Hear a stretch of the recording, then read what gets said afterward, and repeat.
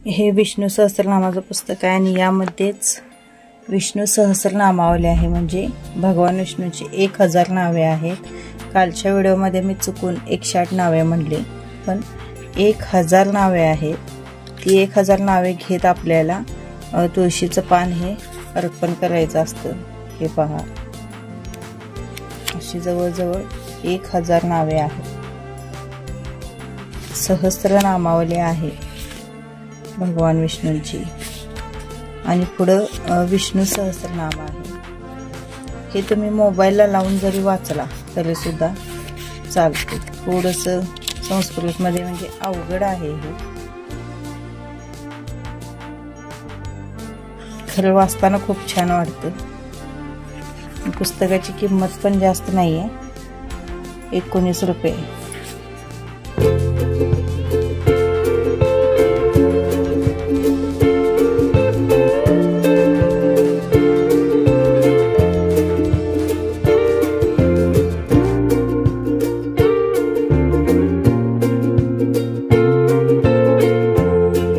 श्री स्वामी समर्थ मैत्रिणींनो, आजच्या व्हिडिओमध्ये तुमचे स्वागत आहे। आषाढी एकादशीच्या सगळ्यात प्रथम माझ्या सर्व ताईंना, मैत्रिणींना, दादांना खूप खूप शुभेच्छा। आज सगळ्यांच्याच घरामध्ये सगळीकडेच मंगलमय वातावरण असणार आहे।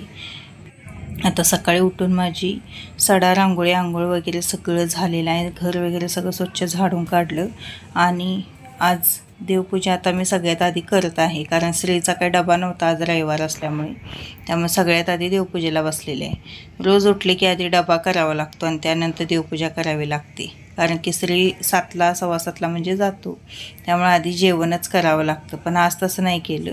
आज काही डबा नव्हता, काय नव्हता, आणि मी आज सगळ्यांचाच उपवास आहे घरामध्ये, त्यामुळं वरीचा भात, शेंगदाण्याची आमटी हेच बनवणार आहे सगळ्यांसाठी, कारण दुसरं काही स्वयंपाक बनवणारच नाही। कारण ही एकादश केल्यामुळे 1000 एकादशी केल्याचं पुण्य आपल्याला मिळत असतं। आमच्या त्यांनी तर कुठलाच उपवास करत नाहीत, पण मी मुद्दामनच त्यांना ही एकादश करायला लावलेली आहे। आणि काय हे वरीचा भात वगैरे खाल्ला तर पोट भरतंच, त्यामुळं काय म्हटलं करा, असून दे एखादा तरी उपवास वर्षातून करावा, कारण पोटाला पण तेवढीच विश्रांती आणि ह्या एकादशीचं पुण्य हे वेगळंच असतं। आता माझ्याकडे विठ्ठल रुक्मिणीची काही मूर्ती नाही आहे, त्यामुळं मी महाराजांना आणि बाळकृष्णाला आधी हळदीने आणि त्यामध्येच माझ्या इकडं चंदनयुक्त केशरयुक्त असं अष्टगंध होता, तो त्यामध्ये मिक्स करून मी महाराजांना आणि बाळकृष्णाला अभिषेक घातलेला आहे। त्यानंतर दही आणि दूध, साखर मिक्स करून पंचामृताने अभिषेक घातलेला आहे। फळ वगैरे, केळ वगैरे माझ्याकडे काही नव्हतं, जे माझ्या घरामध्ये साहित्य होतं त्याचाच वापर करून मी अभिषेक केलेला आहे। देव काय आपल्या मनातला भाव बघतो। श्री स्वामी समर्थ मैत्रिणींनो, शुभ सकाळ सर्वांना। आणि देवपूजा वगैरे सगळी झालेली आहे माझी। आता वरीचा भात आणि शेंगदाण्याची आमटी करणार आहे सगळ्यांसाठीच। आणि माझ्याकडे पण विठ्ठल रुक्मिणीची काय मूर्ती नाही आहे बघा, तर मी बाळकृष्णाच्या मूर्तीला आणि महाराजांनाच अभिषेक घातलेला आहे, कारण ते पण विष्णूंचाच म्हणजे विठ्ठलाचाच अवतार आहे। आणि पूजा वगैरे केलेली आहे, सगळं झालेलं आहे माझं। फक्त आता स्वयंपाक तेवढा राहिलेला आहे, तो आता करणार आहे। विठ्ठल रुक्मिणीची मूर्ती असावी खरं म्हणजे घेणार आहे मी पण, बघूया आता कधी शक्य होईल त्यावेळी। पण मला एक विठ्ठल रुक्मिणीची मूर्ती आणायचीच आहे, कारण ती असावी मूर्ती। बघूया, घेऊन यायची एखाद दिवस चांगला बघायचा आणि घेऊन यायचं। शक्यतो गुरुपुष्यामृत असल्यावर त्या योगावरच आणायची। चला व्हिडिओला सुरुवात करूया। आजची रेसिपी आहे वरीचा भात आणि शेंगदाण्याची आमटी। कशी वाटली ते कमेंटद्वारे मला नक्की कळवा। त्याला काही नाही, तुम्ही म्हणजे पूजेमध्ये काय वापरता काय नाही याचं काही नाही, आपल्या मनातला भाव फक्त देवाला पाहिजेला असतो। नामस्मरण जरी नाव आपण त्याचं घेतलं तरी सुद्धा दिवसभरात त्याला तेवढंच बास असतं। आणि आता मी वरीचा भात बनवत आहे। वरीच्या भातासाठी आधी वरी स्वच्छ निवडून घ्यायची, कारण एक एकदा कसं होतं गार वगैरे असते, बारीक गाराचे खडं वगैरे असतात वरीमध्ये, तर ते सगळे व्यवस्थित निवडून घ्यायचे आणि कोरडीच अशी वरी भाजायची। तेल वगैरे काही वापरायचं नाही, अशी कोरडी भाजायची। आणि वरीचा कलर बदलला पांढरा, पूर्ण पांढरा असा कलर होतो वरीचा. ते वास येऊसपर्यंत वरी आपण चांगली भाजून घ्यायची आहे. आणि त्यानंतर मी त्याच कढईमध्ये वरी भाजून घेतली आणि त्याच कढईमध्ये शेंगदाणे भाजून घेणार आहे, कारण की आपल्याला शेंगदाण्याची आमटी पण लागणार आहे आणि वरीच्या भातामध्ये आपल्याला शेंगदाण्याचा कूट लागतो. तर दोन्हीसाठी शेंगदाणे भाजून घेऊन मी बारीक करून घेतलेले आहेत. आणि त्यानंतर आधी काय करणार आहे, शेंगदाण्याची आमटी बनवून घेणार आहे. हिरवी मिरची आणि जिरं दोन्ही मिक्सरला मी वाटून घेतलेलं आहे. तेल कढायला ठेवलेलं. तेल कढल्यानंतर त्यामध्ये थोडंसं जिरं घातलं आणि जे हिरव्या मिरचीचं वाटण बनवलेलं होतं ते घातलं. आणि त्यानंतर शेंगदाण्याचा कूट आणि बटाटासुद्धा आपण एकदम बारीक बारीक असं काप करून घ्यायचे आहेत. एक एक जण उकडूनसुद्धा बटाटा या आमटीमध्ये किंवा भातामध्ये घालतात, पण मी बारीक बारीक चिरून घेतलेला आहे. तुम्ही साल काढून चिरला तरी चालतं, पण मी सालीसकटच बटाटा चिरते. कायमच बघत असाल तुम्ही की मी सालीसकटच बटाटा वापरत असते. एक एक जण साल खात नाहीत, मग तुम्ही साल काढून जरी बारीक बारीक त्याचे काप केला तरीसुद्धा चालतं. आणि हे सगळं आपल्याला तेलात व्यवस्थित परतून घ्यायचं आहे. आणि इथं पाणी वापरत असताना मात्र भाताला असू दे किंवा आमटीला असू दे गरम पाण्याचाच वापर करायचा, कारण त्याशिवाय टेस्ट अजिबात चांगली येत नाही. झाली बघा आपली शेंगदाण्याची आमटी तयार. चवीनुसार वरून मीठ घालायचं आहे आणि चांगली गदगद उकळून द्यायची आहे. गदगद म्हणजे आपण जो बटाटा घातलेला आहे तो कच्चा घातलेला आहे, मग तो व्यवस्थित शिजला पाहिजे इतपत त्याला आपण शिजवायची आहे आमटी. आता आमटी मधल्या गॅसवर ठेवली आणि इकडं आता वरीचा भात फोडणी मारून घेते. 2-2.5 पळी तेल घातलेलं आहे. तेल चांगलं कडलं की आपण त्यामध्ये जिरं घालायचे आहेत. बटाटे आपले शिजलेले आहेत. आता मी आमटीचा गॅस बंद करणार आहे. तेल कडल्यानंतर जिरं घातलं, तसेच जी हिरव्या मिरचीचं वाटण केलेलं आपण ते घातलं आणि त्यानंतर जी भाजून घेतलेली वरी होती ती घातली आणि व्यवस्थित ते परतून घ्यायचं आहे आपल्याला तेलामध्ये व्यवस्थित ती वरी भाजून घ्यायची, जेणेकरून आपण जी हिरवी मिरची वगैरे जिरं वगैरे घातलेलं ते सगळं व्यवस्थित लागलं पाहिजे. त्यानंतर आता बटाटा जो आपण चिरून घेतलेला होता तो बटाटा पण यामध्ये घालून परतून घ्यायचा. आणि भातातसुद्धा, वरीच्या भातातसुद्धा गरम पाणीच वापरायचं आहे, गार पाणी अजिबात वापरायचं नाही.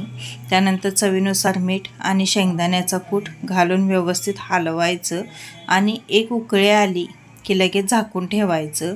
लगेच उकळी येते बघा, कारण पाणी आपण गरम वापरलेलं असतं त्यामुळं लगेच उकळी येते. आणि थोडंसं गरम पाणी बाजूला आपण करायचं आहे, जेणेकरून जर कमी पडलं तर त्या भातामध्ये घालावं लागणार, कारण त्या भातामध्ये गार पाणी अजिबात चालत नाही. आणि साधी सिंपल असं तुळशीचं वृंदावन मी आमच्या देवाऱ्यासमोर काढलेलं आहे. आणि फुलं वगैरे देवाऱ्याला अजिबात नाही आहेत, कारण फुलं नाहीतच. आता विकतसुद्धा फुलं जास्त मिळणं झालेले आहेत, पावसामुळे फुलं गेलेले आहेत त्यामुळं. आणि भात आपला शिजलेला आहे. असं खालवर करून भात आपण शिजवून घ्यायचा आहे आणि झाकून मंद गॅसवर एक 10 मिनटं ठेवलं की फुलून भात तयार होतो. खरं म्हणजे तुळस कालच तोडायला पाहिजे होती, ते काल कान दुखत असल्यामुळे लक्षातच आले नाही. तुळस काय तोडाय नाही, त्यामुळे काय घातली नाही. आज तोडायला तर काय चालत नाही. आज तुळशीला हात लावायला, पाणी घालायला सुद्धा चालत नाही, त्यामुळे तुळस काय तोडली नाही आहे. असे सिंपलच पूजा केलेली आहे.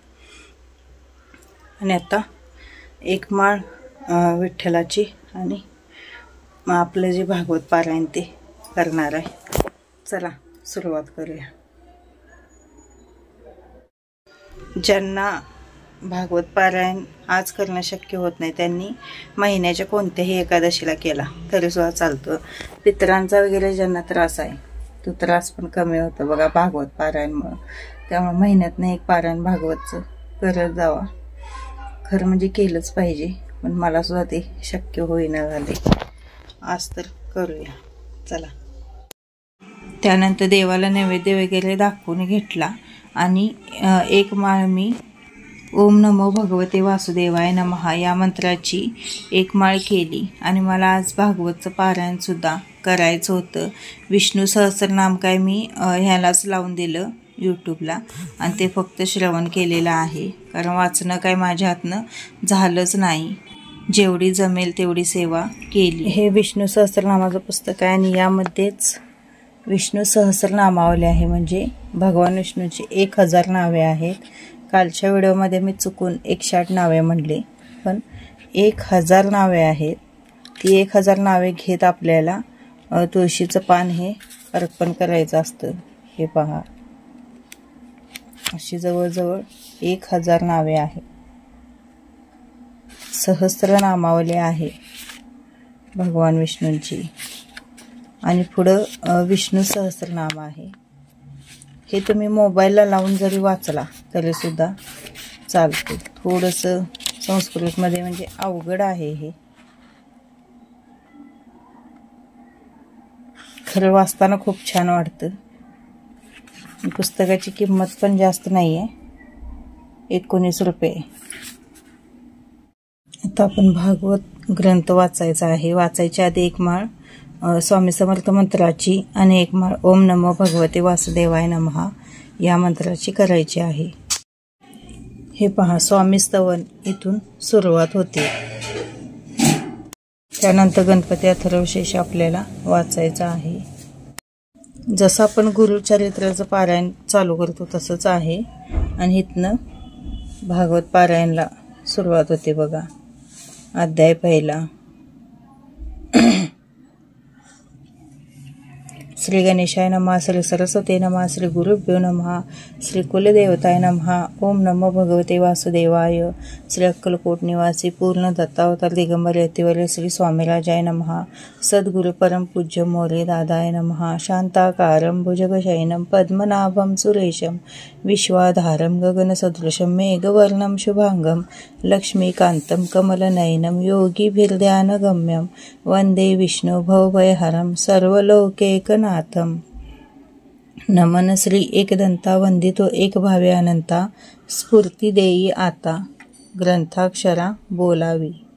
त्यानंतर या पुस्तकामध्ये सगळ्या आरत्या पण दिलेल्या आहेत बघा ग्रंथामध्ये. शेवटी सगळ्या आरत्या आहेत. कृष्णाची आरती आहे, स्वामी समर्थांची आरती आहे, नारायणाची आरती आहे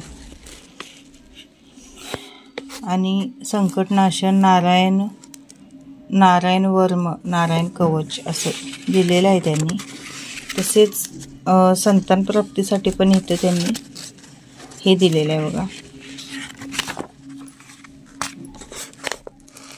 हे बघा, संतती प्राप्तीसाठी संक्षिप्त श्रीमद भागवत सेवेबाबत करावयाची 5 व्रते आहेत ही. गोपूजन, तसेच कृष्ण व्रत, 5 हे आहेत.